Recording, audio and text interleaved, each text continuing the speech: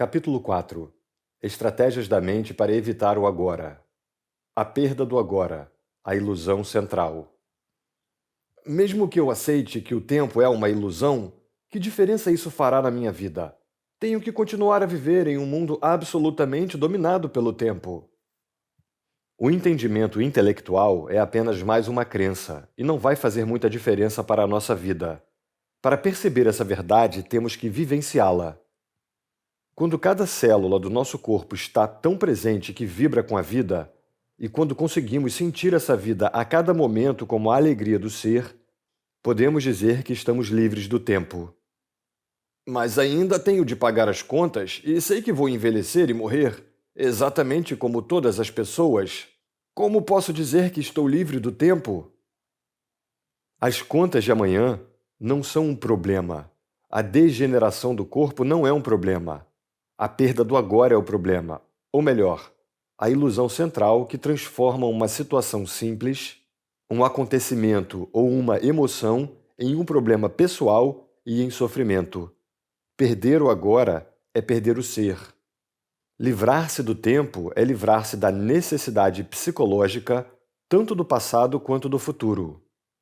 Isso representa a mais profunda transformação da consciência que você possa imaginar. Em casos muito raros, essa mudança na consciência acontece de forma drástica e radical, de uma vez por todas. Quando isso acontece, normalmente é através de uma completa rendição em meio a um sofrimento intenso. Muitas pessoas, entretanto, têm de trabalhar para obtê-la. Depois dos primeiros vislumbres do estado atemporal de consciência, passamos a viver em um vai e vem entre a dimensão do tempo e a presença. Primeiro, você começa a perceber que a sua atenção raramente está no agora. Entretanto, saber que você não está presente já é um grande sucesso. O simples saber já é a presença.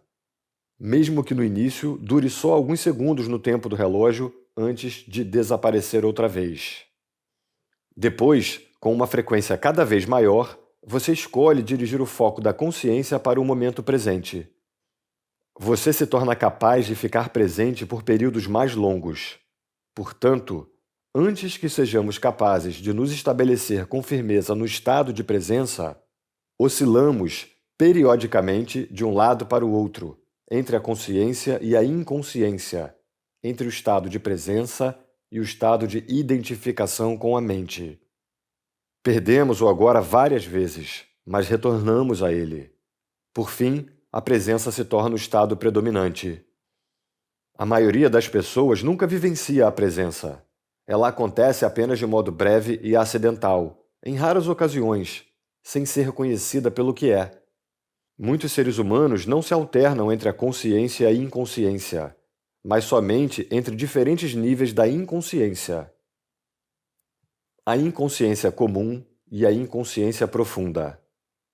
O que você quer dizer com diferentes níveis de inconsciência? Como você provavelmente sabe, o ser humano se desloca constantemente entre fases do sono em que sonha e que não sonha. Da mesma forma, a maioria das pessoas, quando acordada, se alterna entre a inconsciência comum e a inconsciência profunda.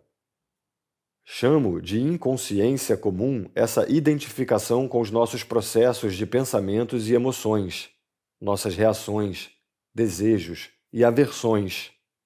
É o estado normal da maioria das pessoas. Nesse estado, somos governados pela mente e não temos consciência do ser. Não se trata de um estado de sofrimento agudo ou de infelicidade, mas de um nível baixo e contínuo de desconforto, descontentamento, enfado ou nervosismo, como uma espécie de estática ao fundo. Talvez você não perceba muito bem essa situação porque ela já faz parte da nossa vida normal. Da mesma forma que você não percebe um barulho contínuo ao fundo, como o zumbido de ar-condicionado, até ele parar. Quando isso acontece de repente, ocorre uma sensação de alívio. Muitas pessoas usam bebidas, as drogas, sexo, comida, trabalho, televisão ou até mesmo o ato de fazer compras como anestésicos, em uma tentativa inconsciente para acabar com esse desconforto básico. Quando isso acontece, uma atividade que poderia ser muito agradável, se feita com moderação, passa a ter um componente de compulsão ou dependência. E tudo o que se obtém sob essa influência traz uma sensação de alívio por um período extremamente curto. A sensação de desconforto da inconsciência comum se transforma no sofrimento da inconsciência profunda, ou seja, um estado de sofrimento ou infelicidade mais agudo e mais perceptível quando as coisas vão mal, quando o ego é ameaçado ou quando existe um desafio maior, tal como uma perda real ou imaginária em nossa situação de vida ou um conflito numa relação. A inconsciência profunda é uma versão ampliada da inconsciência comum, da qual difere na intensidade, mas não na espécie. Na inconsciência comum, uma resistência habitual ou uma negação daquilo que é cria um desconforto que a maioria das pessoas aceita como algo normal.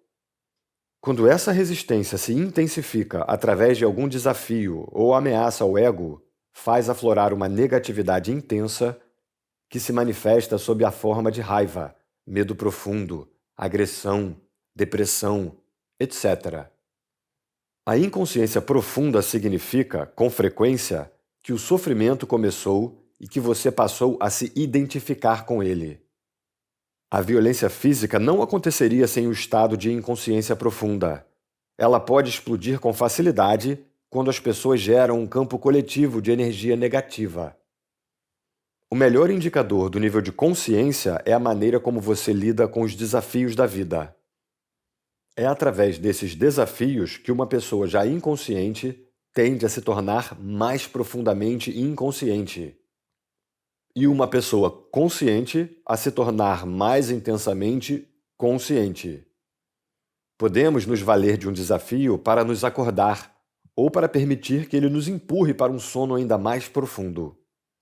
O sonho do nível da inconsciência comum se transforma então em pesadelo. Se você não consegue estar presente mesmo em situações normais, como por exemplo, quando está sozinho em uma sala, caminhando no campo ou ouvindo alguém, certamente não será capaz de permanecer consciente quando alguma coisa vai mal. Será dominado por uma reação que é sempre, em última análise, alguma forma de medo, e empurrado para uma inconsciência profunda. Esses desafios são os seus testes. Só o modo como você lida com eles lhe mostrará onde você está no que se refere ao seu estado de consciência, e não a quantidade de horas que você consegue ficar sentado com os olhos fechados. Portanto, é fundamental colocar mais consciência em sua vida durante as situações comuns, quando tudo está correndo de modo relativamente tranquilo. É assim que se aumenta o poder de presença. Ele gera um campo energético de alta frequência vibracional em você e ao seu redor. Nenhuma inconsciência, nenhuma negatividade, nenhuma discórdia ou violência pode penetrar nesse campo e sobreviver, do mesmo modo que a escuridão não consegue sobreviver na presença da luz.